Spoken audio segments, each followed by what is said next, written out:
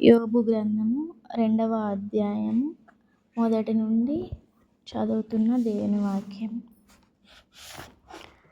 దేవదూతలు యెహోవా సన్నిధిని నిలుచుటకై వచ్చిన మరి ఒక దినము తటస్థింపగా, వారితో కూడా అపవాది యెహోవా సన్నిధిని నిలుచుటకై వచ్చెను.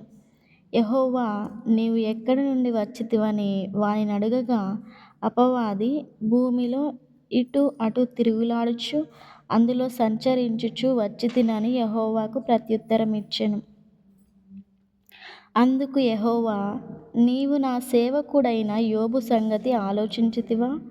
అతడు యథార్థవర్తనుడును న్యాయవంతుడును నై దేవుని యందు భయభక్తులు కలిగి చెడుతనము విసర్జించినవాడు.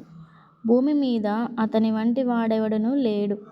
నిష్కారణముగా అతనిని పాడు చేయుటకు నీవు నన్ను ప్రేరేపించినను అతడు ఇంకను తన యథార్థతను వదలక నిలకడగా నున్నాడనగా, అపవాది చర్మము కాపాడుకొనుటకై చర్మమును, తన ప్రాణము కాపాడుకొనుటకై తనకు కలిగినది యావత్తును నరుడిచ్చును గదా.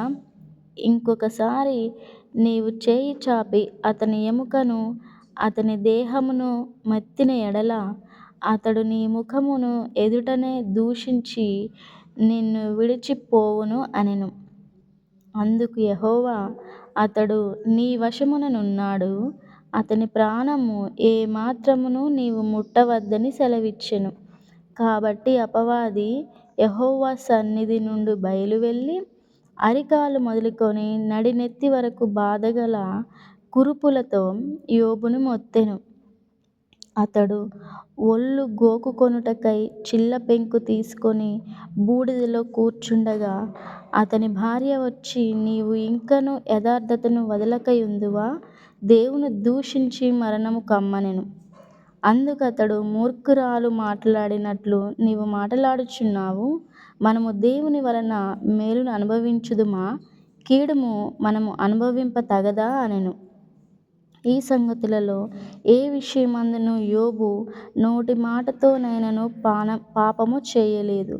తేమానీయుడైన ఎలీఫజు, షూహీయుడైన బిల్దదు, నయమాతీయుడైన జోఫరు అను యోబు ముగ్గురు స్నేహితులు అతనికి సంభవించిన ఆపదలన్నిటిని గూర్చి వినినవారై, అతనితో కలసి దుఃఖించుటకు అతనిని ఓదార్చుటకు పోవలెనని ఆలోచించుకొని తమ తమ స్థలములను విడిచి వచ్చిరి.